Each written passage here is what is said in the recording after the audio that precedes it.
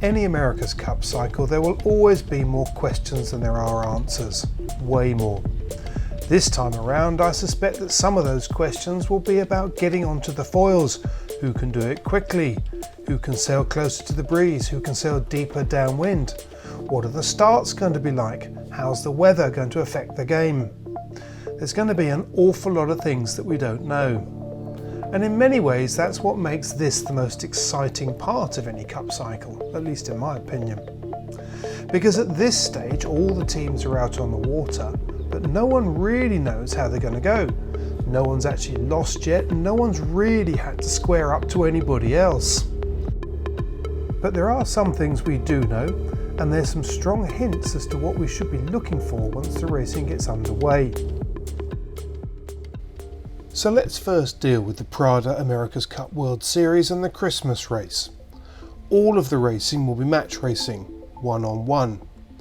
The America's Cup World Series starts on the 17th of December and involves 3 days of match racing where teams will race against each other twice in a double round robin. The 4th day of racing, the Prada Christmas race, will be a knockout phase with 2 semi-finals followed by 2 finals. So why does this event matter?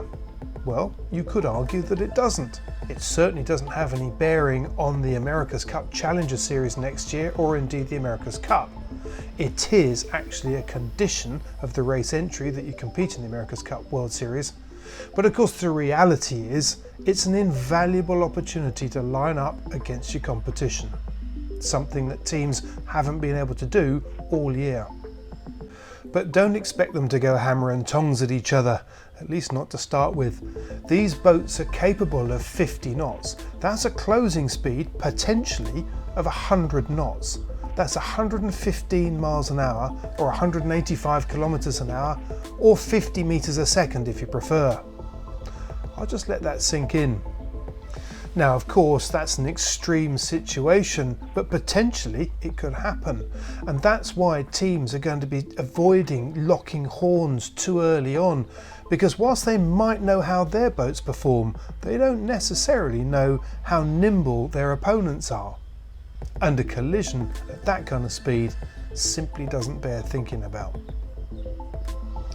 The bottom line is there is simply too much to lose at this stage. However, apart from racing their opponents, they'll be checking out a number of other factors too. First of all, just how quick are they in a straight line? Secondly, how quickly can they get up onto their foils? And more importantly, what kind of angles do they need to sail at to get their boats up onto the foils in the first place?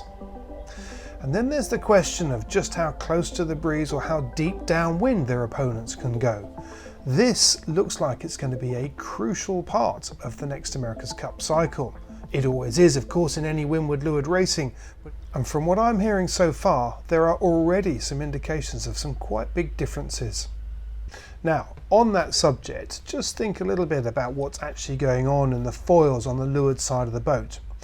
If you look at the leeward arm, the foil arm, the vertical part of it that goes down into the water, that's acting very much like a daggerboard on a dinghy or the skeg of a windsurfer. Essentially, it's stopping the boat going sideways by generating a lifting force through the water.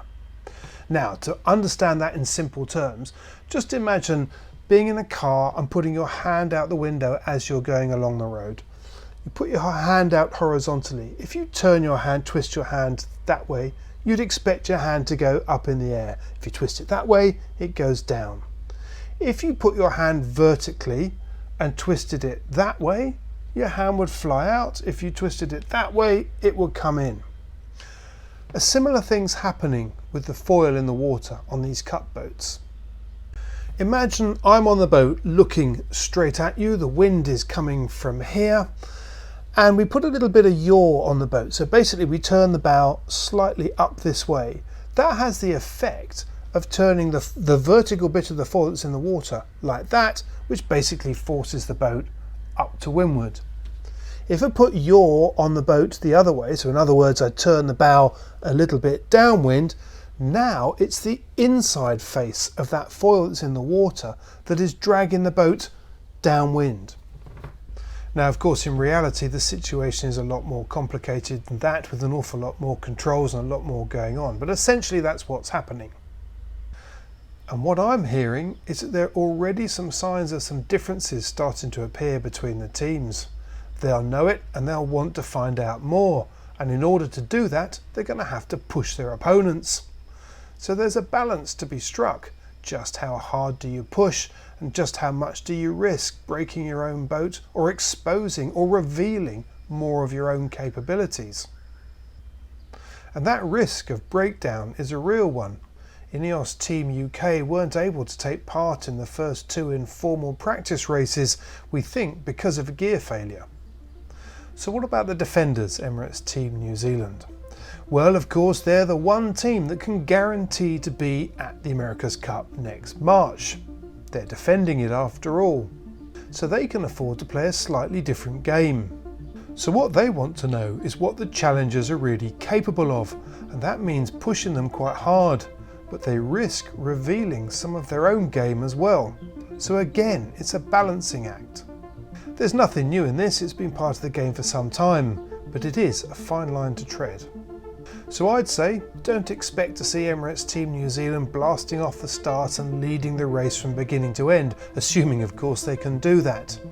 That won't be in their interests. They're more likely to want to keep the racing close, keep close to their challengers, keep pushing them, keep trying to get them to reveal just that bit more.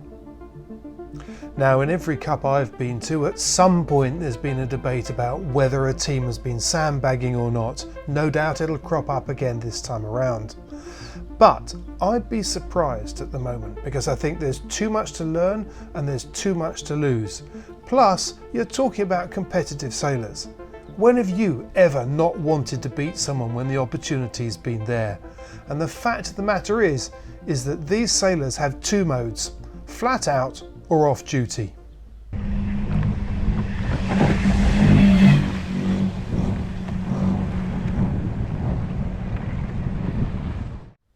Well, we are just so close now, it's just around the corner. You can find out a whole load more details about the event and where you can watch it and some of the other details on the America's Cup website. And of course, Planet Sail will be there as well. Oh, by the way, whilst thinking about questions around the America's Cup, something else cropped up over breakfast this morning, and that was, what's this got to do with the America's Cup? Well, on closer inspection, the clue's at the top. It says Sir Thomas Lipton. Yep, that'll be the Sir Thomas Lipton of Shamrock fame, who had 5 attempts at winning the America's Cup, but never managed it. He was, however, very famous in the States for being a character and also for being the world's best loser. And it certainly didn't hamper him when it came to building an enormous business empire. Till next time.